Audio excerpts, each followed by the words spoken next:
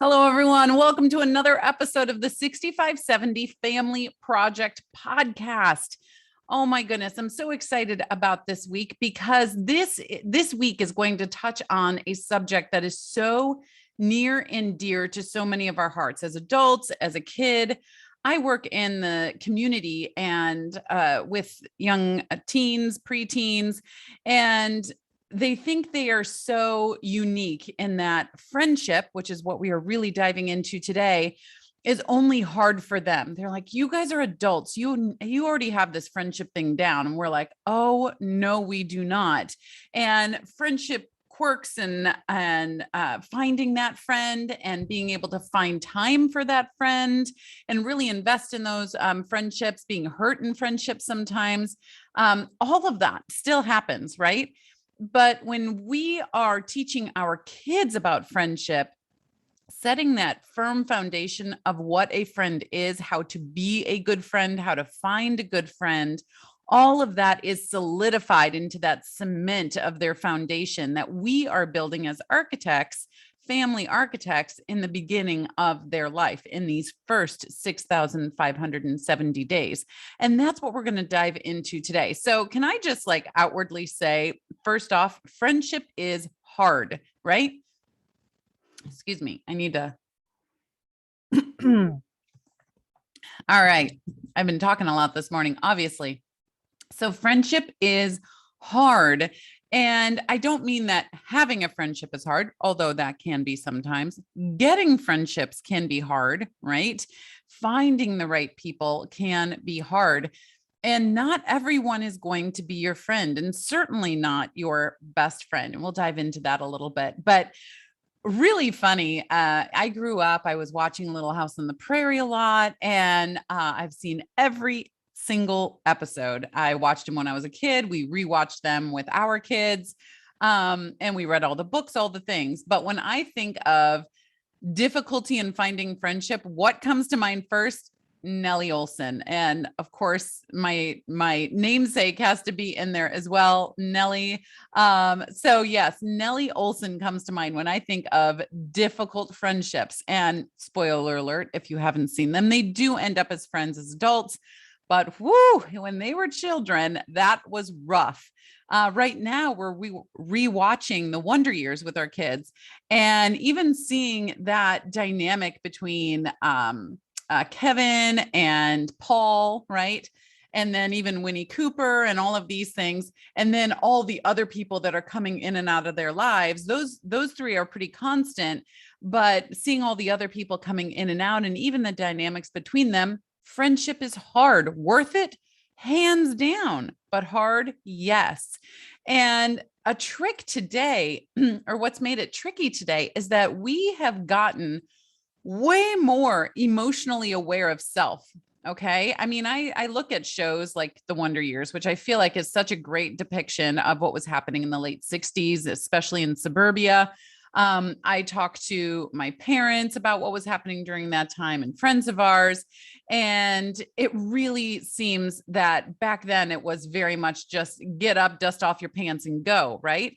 Which isn't as much of the case today, especially with our kids and what they're being taught, and this emotional awareness that has swung the pendulum a little bit far to the other side, right? I do believe in emotional awareness for sure, but also not being so caught up in it that we're lingering on it and we're talking about it and talking about it and talking about it. And all of a sudden, someone that made a bad comment about you last Tuesday is now why you're staying in bed this Friday, right? Because you just can't get over it. And I've seen it all over the spectrum, especially with all the families that I've worked with. But I think it's tricky because we've gotten way more emotionally aware of self now, which is good, but we've become less emotionally sensitive and aware of others. And that's not such a great combo, right? And I mentioned it in a previous episode, but there was that commercial that says, if you're not us, then you're basic, right? And I think that's a great depiction of what we're talking about. This commercial was this very, very, out there colors, standing on pedestals, shouting from the rooftops kind of thing. And if you're not that, then you're basic. And I was like, well, they're calling out other people's personalities and saying, I mean, if someone says I'm basic, it basically means I'm not good enough, right?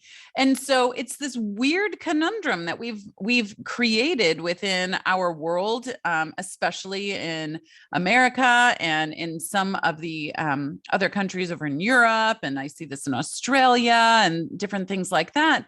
Is we've become way, way, way, way, way emotionally sensitive and aware and lingering and being able to define and being able to really hone in on what we're feeling, but we've become also less emotionally invested in others. So it makes friendship that much more tricky. And then of course we have a pandemic that's thrown in there, right? And that all caused weird ripples in friendships that no one saw coming or was prepared for, right? You had a friend at the beginning of the pandemic, then everyone was in quarantine. And when you returned, you had grown apart and you weren't friends anymore. I saw this happen over and over and over with kids in elementary, middle, and high school. And that was really hard for them to try to grasp, right? And when they returned, everyone was a new student, right? They had been gone for practically a year, right? And everyone was a new student at that point. And kids are naturally desperate for friendship as they grow. That is a totally normal thing because they feel like their family has to love them, right? They don't really realize yet that it's a choice that we make every single day to wake up and love them. Just like with our spouses, with anything else, you choose love, right? And they don't fully understand that yet. So they want to be around people that choose to care about them. And I can completely understand that coming from, oh my goodness, you guys, I was a boy crazy. I almost said magnet. It was definitely not a magnet. I was just boy crazy. I have this ruler, the old timey like wooden rulers, 12 inches long. And for some reason, I don't even know why, on the back of this ruler became this diary of all the boys I've loved before, right? I love so-and-so. I love Mark. I love Nick. I love Chad. I love Bruce. I love this or I love that. And it was just so funny. I'm talking from like second grade on. And I found it not too long ago. And I felt like I just had to like finish the ruler, I had to write, I love Brian, which is my husband. And so the ruler made a complete round of the sun, so to speak. And everyone's on there and it's a crowded ruler.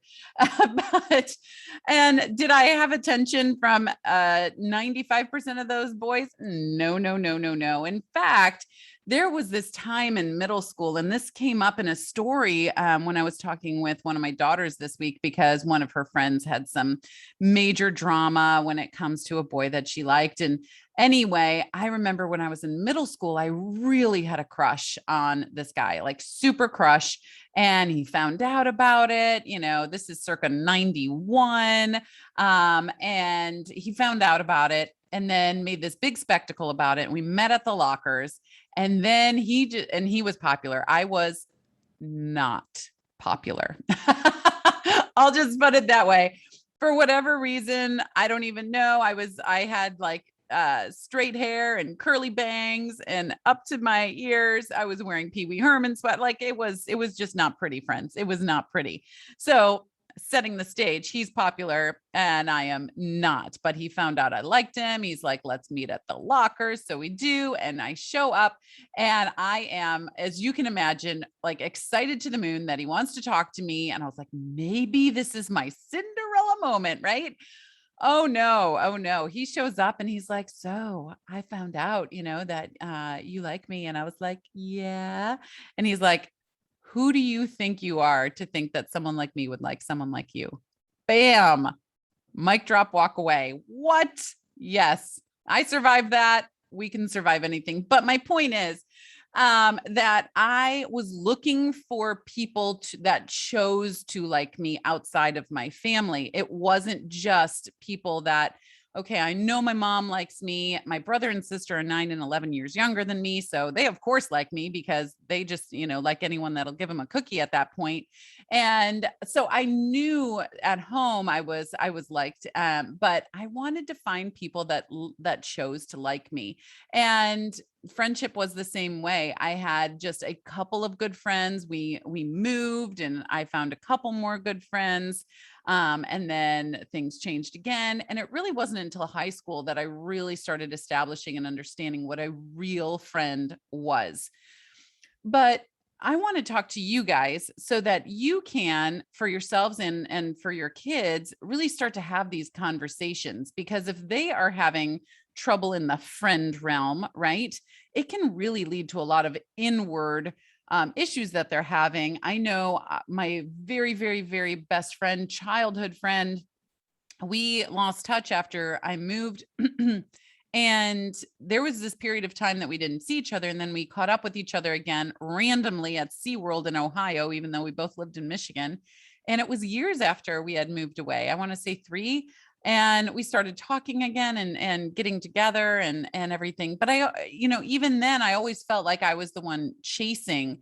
And I never wanted to feel that way. And that was probably my own internal monologue. And it wasn't even the case. We just cared for friends differently. But the point is that you're always looking. And I want to share with you how to be a friend first, right? First of all, we have to go and try out a bunch of people. We need to friend date, so to speak. Now, don't use that term with your first grader, second grader, or even, 10th grader, whatever. But we really do need to go on this process of just sifting through, right? And that takes spending time with people to see if they're the right fit. And what you want to do first, though, when you're sifting through these people is be a friend, right? You can't attract friends if you're not being a friend. And what does that look like? It looks like kindness, compassion, respect, and trust, right? Those are some really, really good ingredients to friendship. I mean, think of some of your best friends that you've ever had in your life. Kindness, compassion, respect, and trust, right? Were those in there? Now, sometimes we have those friends, especially in our past. I was talking to someone about this the other day, and they were just the fun friend, right? They were the crazy, wild, always have something up their sleeve friend.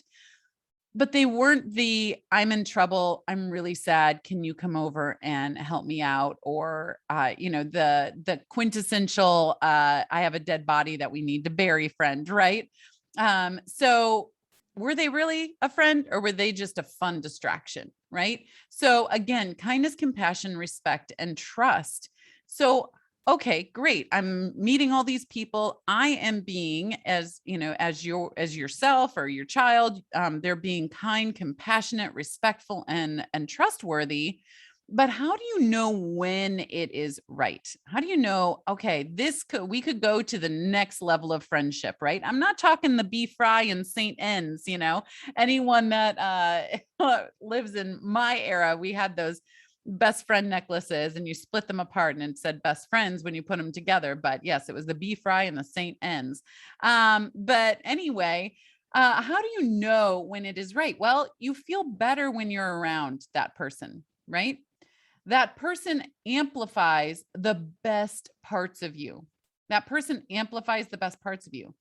This person will be with you no matter who is in the room. That is a huge one, you guys. We have a lot of fair weather friends, and this is something that I've run into a lot with my kids, and it is so painful every time. These kids that come around and they're like, "Oh, well, I'll be your friend when we're alone, but then when we're out and about or I see you at a get together or something like that, I'm going to keep you at arm's distance." And it's so painful for my kids. And it just with my younger 3, well, all of my kids being homeschooled for a time and my younger 3 for 7 years now, when they find a friend, they are very excited about that friend. We have them over, we wine and dine, we do all the things and I have such a great time.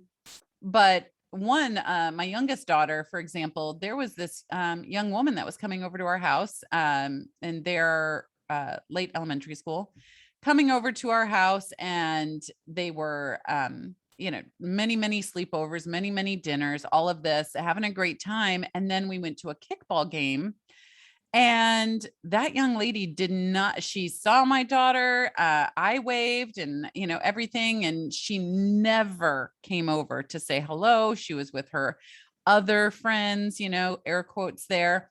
And my daughter started making up all these excuses. Well, maybe she was busy. Well, maybe she didn't see me. I think she was just maybe something happened, that day or what have you.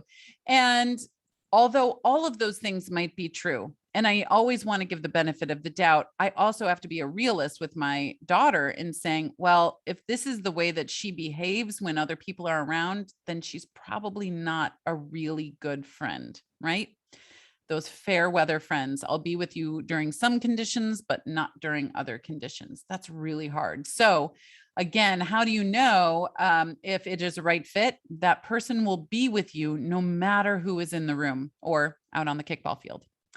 Number 4, you feel safe around them, right? And you do not have to change who you are for them or even do like a little white lie about yourself in order to feel cool or feel like you need to impress them, right? You can just be yourself.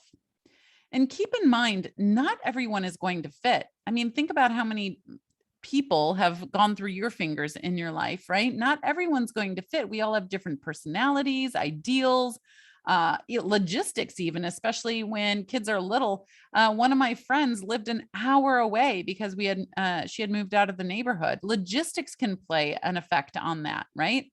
Looking for those fair weather friends, those red flags, right? And then make sure they return that kindness, compassion, respect, and trustworthiness, right? There's no stipulations on your friendship, i.e., I will be your friend if blah, blah, blah, blah, blah. We were just watching Edward Scissorhands the other day, and what is her name? The daughter in the show. I'm missing her name right now. She was in Beetlejuice and everything too.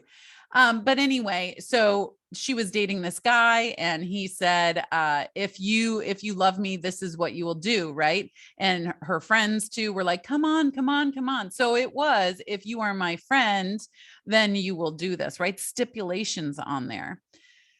And I really do encourage you to watch the texts. And if you are like, what, look at their phone and all of that, go back to episode 18 and listen to all of that about, do I or don't I watch their phone? But we do, and for good reason. And go back and listen to episode 18 and then make up your own mind. But I do recommend watching the texts because if you start to see this new friend or new or old friend, but this friend or your child bad mouthing people, bad mouthing your child, right? Or this person is putting your family down and your kid doesn't feel like they can defend, right? Because then they won't have that friendship anymore. There's a lot of cogs that happen and are going along in this. And we want to make sure that the relationships that they are really spending time on and investing in are giving them that kindness, compassion, and trust and everything back as well. So obviously, along with that, you don't want a friend, quote unquote, influencing your child to do things that they were taught otherwise, right? We have drugs and alcohol. We have sexual behavior, gossiping, even being mean, lying, cheating, luring them into just behaviors that they wouldn't normally do. And again, saying that those stipulations, if you were my friend, you would do this, right? We don't want that. And you aren't going to know that that's happening unless you're having conversations and you're checking in, right? And lastly, in there, keep in my keep in mind list that I have is you are not BFFs, best friends forever, after just a couple of times, right? When kids are little and they go to kindergarten on day 1, they will come home that night and say, I have 4 best friends, right? And that is great. And they're just learning about this whole nuance of friendship and what that is. But best friends really take time to build and to percolate and to see what's there and build trust over time. Trust isn't something that is just like, oh, here you go, I absolutely trust you with everything in my life, right? It's something that is built over time, and you can't jump the gun. So when you see your middle schooler or high schooler, even late elementary schooler, and they're like, oh, I really think I found a best friend, that's time to pump the brakes a little bit. Have those conversations of, well, what makes them a best friend? What makes them such a good friend? Are they, are they building trust in you? Are they, I'm sorry, are they giving you trust, right? Do you have trust in them? Are they kind? I love Brene Brown in her books. I think I've read the same story in like 4 of her books, but they had a marble jar in one of her daughter's classrooms. And in the marble jar, the teacher would put in different things that if the class, was polite, or if someone in the class was polite or what have you. And one day her daughter came home and said, our whole marble jar was emptied today because evidently someone did something. It might have even been her daughter. And people just started making fun of her and were super rude. And the whole marble jar was emptied. And so Brene was having a talk with her daughter, and she said that she has a marble jar friend. And Brene said, well, how is she a marble jar friend? Right. This was probably elementary school. And she said, well, when we were at the baseball game, she knew the name of my grandparents. Right. So what does that show? It shows she's paying attention. She cares enough to remember. She cares enough to ask about how they're doing and their names, right? And so that's what I'm talking about. How is this relationship growing? And we want to actually experiment with it for a while. We want to really spend time and invest in it for a while before we are just slapping them on with a stamp on their forehead saying, oh, they're my best friend, right? With that label. And real friendships are precious and very few in life. And a lot of kids don't realize that because they think, oh, everybody has to be my friend. And if you're not my friend, I'm a failure somehow, which isn't, couldn't be further from the truth. I mean, as adults, look back on how many people you have had that have been truly, truly friends of yours. I'm sure that you could fit it on a like 1 inch by 1 inch paper. Honestly, it's just how many people have truly been there and been your friend with kindness, compassion, respect, and trust. And most childhood friendships don't leave childhood, right? Social media has changed that game, honestly, in a big way. But they dwindle into acquaintance mode instead of friend mode, or from best friend to friend, right?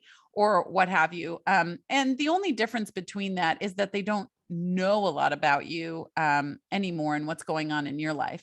I will say, though, I have friends from my childhood that I've known my whole life that if I picked up the phone right now and talked to them, we would be able to, rekindle a discussion and talk and feel like we just melted right back into our common tracks of being those really, really, really close friends. And I love them dearly. But so it's just kind of funny how social media has done that. How many high school friends or college friends or what have you do you have that you didn't have before? It's kind of funny just through social media. But as parents, we can change, or we can encourage friendship exploration and talk to them about how their friends are treating them, and really fulfilling rocks. So in our family, we have one rule and one rule only, and it can be reiterated just like this. If I look at one of my kids and say rocks, they know exactly what I'm talking about, ROCKS, and it is respect, obedience, compassion, kindness, and self-discipline. And even in respect, we have self, others, time, and property, but we have gone over it so many times in our family that they know rocks, right? And so we just ask them, so is this person, showing rocks? How are they representing in their rocks, right? And so friendship is one of those inevitable impacts of childhood. how they feel about it, how they approach friendship, how they explore friendship, it will echo through all of their days forward as their foundation, hands down. And helping them find, identify, and curate these great friendships is one of the greatest gifts that you can give them in their first 6,570 days of childhood. It really is. So, before I let you go today, I just want to reiterate that friendship is a beautiful, wonderful thing that needs to be encouraged, and just start that process. Get to know more people, be a friend. And so you can find friends that you can have as well, and encouraging your child so that you can build in them.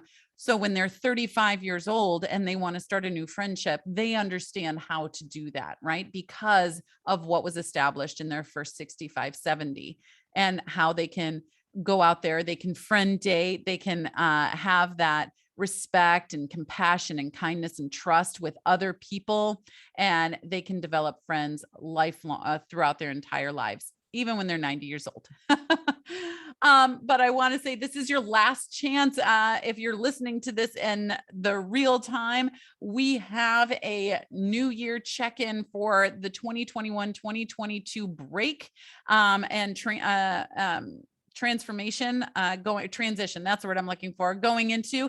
And I really, really want you guys to take a look at this and print it out, one for each family member. Sit down, take 15 minutes, reflect on what happened in 2021 and what you want to have happen in 2022. It's a beautiful thing when a family can come together, give accountability, and just plan their future and goals. It's a beautiful thing. So go and grab that. NellieHarden.com/Happy New Year. It'll only be up there for a few more days, and I don't want you to miss out. Okay, you guys, remember, you are the architect of their beginning. Happy building, my friends, and I will talk to you very soon. Okay, bye-bye.